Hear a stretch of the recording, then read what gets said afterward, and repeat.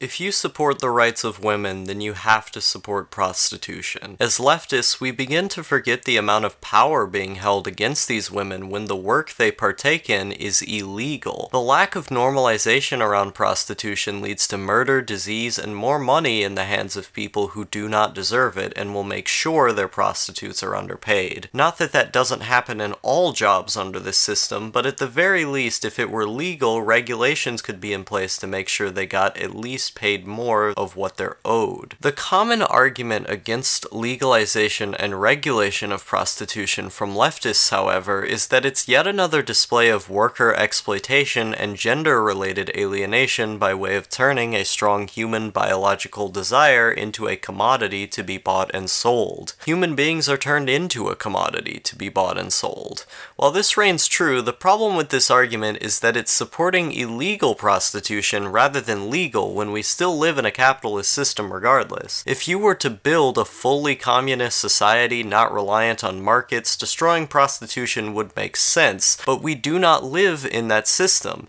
If human beings are still going to be prostitutes without any sign of the trade stopping, why is the trade not regulated and taxed by the state? At least in that instance, workers could be allowed healthcare, unionization, and to be regularly checked for and protected from STDs. In terms of overall societal benefit, legalization far outweighs the benefits of it remaining illegal when, as said, it is still occurring. You can't argue legal prostitution will alienate laborers when they're already being alienated. We are actively making them less alienated because there's not a threat of them dying. Murderers are in much more of a hot seat when a registered employee is killed, and women are far safer when there's an organizational structure in place to ensure their health and well-being. But this isn't just about how much better it would be for the women. There's a number of tragedies created by men that would be alleviated as well, namely ones committed by the involuntarily celibate community. If these people just got their urges out on a prostitute, we wouldn't be seeing half the reporting done about them that we do. Their hatred of women would be quelled because without that barrage of unrequited horniness, they would have nothing to be angry about.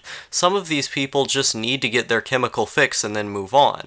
If the experience were easily and safely available to them, the time it takes for their bitter hatred to occur would be allotted to them because that hatred comes from time.